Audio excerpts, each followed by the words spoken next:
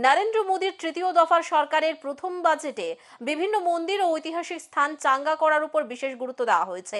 বিহারের বিভিন্ন মন্দিরের পরিকাঠামো উন্নয়নে বিশেষ ঘোষণা করেছেন কেন্দ্রীয় অর্থমন্ত্রী নির্মলা সীতারামন। এনডিএ জোটের অন্যতম শরিক রাজ্য বিহারের জন্য ঢালাও আর্থিক প্রতিশ্রুতি ঘোষণার পাশাপাশি পর্যটনেও গতি আনতে বিশেষ ঘোষণা করা হয়েছে।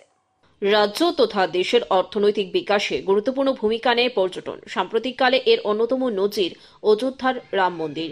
তাই এবারের বাজেটে পর্যটনের উপর বিশেষ জোর দিয়েছেন নরেন্দ্র মোদীর সরকারাধীন মোদীর তৃতীয় দফার সরকারের প্রথম বাজেটে বিভিন্ন মন্দির ও ঐতিহাসিক স্থান চাঙ্গা করার উপর বিশেষ গুরুত্ব দেওয়া হয়েছে।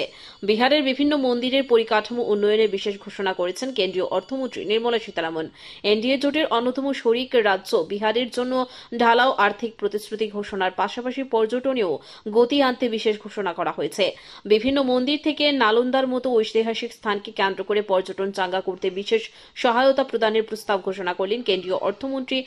কাশী বিশ্বনাথ মন্দিরের মডেলে বিহারের বুদ্ধগয়ার মহাবোধি মন্দির এবং বিষ্ণুপদ মন্দিরে করিডোর করার কথা এবং বিশেষ সহায়তা প্রদানের কথা বাজেটে ঘোষণা করেছেন অর্থমন্ত্রী নির্মলা সীতারামন।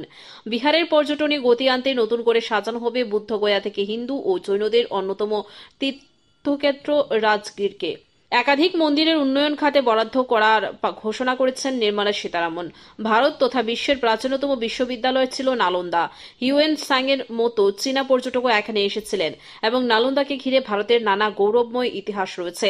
তাই এবারের বাজেটে নালন্দার পর্যটনে বিশেষ জোর দেওয়া হয়েছে। বিহারের পাশাপাশি উড়িষ্যার পর্যটনেও উন্নয়নের বিশেষ সহায়তা প্রদান করার কথা ঘোষণা করা হয়েছে বাজেটে। 21 বছর পর নবীন পট্টনায়েক সরকারকে পরাজিত করে উড়িষ্যার ক্ষমতায় এসেছে বিজেপি। তাই এবারের বাজেটে উড়িষ্যার উপর জোর দেওয়া হলেও বলে মনে করছে রাজনৈতিক মহল।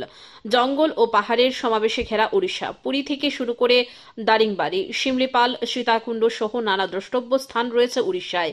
এছাড়া অনেক স্থানই রয়েছে অনাদরে। সেই সমস্ত স্থানে পর্যটনে প্রসার ঘটাতে উড়িষ্যা সরকারকে সব রকম সহায়তা দেওয়ার ঘোষণা করেছেন কেন্দ্রীয় অর্থমন্ত্রী।